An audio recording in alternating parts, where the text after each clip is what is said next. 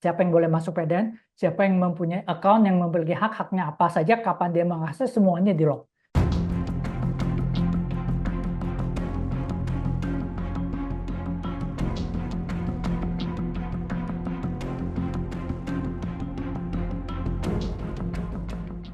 Serangan ransomware terhadap PDN. Mengapa hal ini bisa terjadi? Apa yang perlu dievaluasi agar admin PDN tidak kecolongan lagi? Ransomware biasa menyerang mereka mengeksploitasi celah keamanan. Atau dia masuk melalui remote desktop program yang lemah yang tidak diamankan dengan baik.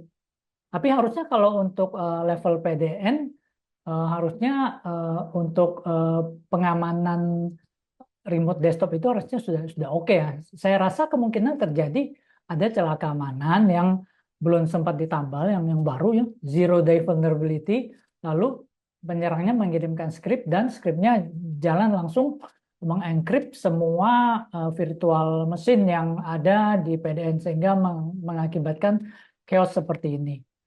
Jadi bagaimana supaya tidak kecolongan lagi kalau dalam hubungan dengan vulnerability ya, sistem PDN itu apakah pakai virtualisasi itu harus pastikan selalu terupdate. Jadi jangan sampai ada celah keamanan baru tidak sempat ditutup lalu bisa dieksploitasi. Itu akan menyebabkan servernya bisa diambil alih dan melakukan banyak hal yang merugikan PDN dan merugikan Indonesia. 2. Apa antisipasi yang bisa dilakukan pemerintah supaya hal ini tidak terjadi lagi? Pemerintah bisa melakukan antisipasi. Yang pertama, ikuti standar pengelolaan yang baik. Jadi sebenarnya standarnya udah ada, standar pengamanan data, standar pengelolaan data center, lalu ada disaster recovery-nya, lalu ada business continuity-nya. Jadi kalau misalnya terjadi gempa, terjadi bencana atau apa, ada backup-nya. Lalu business continuity misalnya ada server yang down atau database yang down bisa langsung diambil alih. Lalu jangan tergantung pada satu cloud, tapi gantungnya pada beberapa cloud.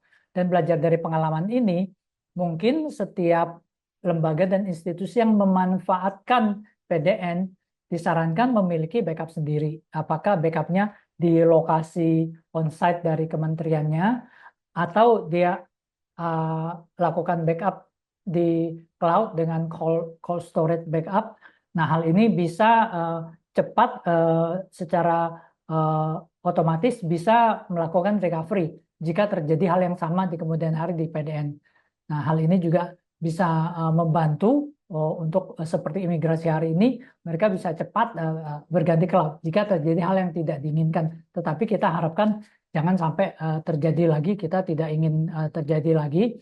Lalu dari PDN menjaga lognya sedemikian rupa, apakah lognya disimpan secara terpisah sehingga jika terjadi insiden yang serupa atau insiden lainnya, dari log itu bisa ketahuan siapa yang masuk, siapa yang melakukan apa, lalu apa yang pertanggungjawabannya. Lalu akses kontrolnya juga harus dilakukan dengan luar biasa.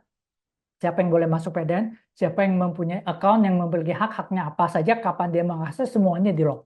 Jadi hal-hal seperti itu akan membantu mengidentifikasi dan mencegah terjadinya hal yang sama di kemudian hari.